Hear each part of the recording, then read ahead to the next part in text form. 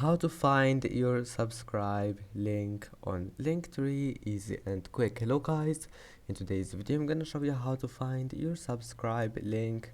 First open your browser, and now once you're here all you need to do, just click settings,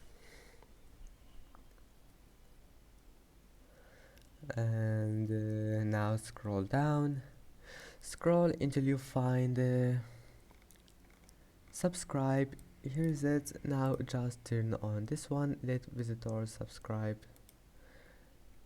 and here you will find subscribe link. Here you can copy your subscribe link and you can share it, and that's it. I hope that can help you, and that's it for today's video. If you like this video, please don't forget to like and don't forget to subscribe, and thank you for watching this video until the end, and see you in the next video.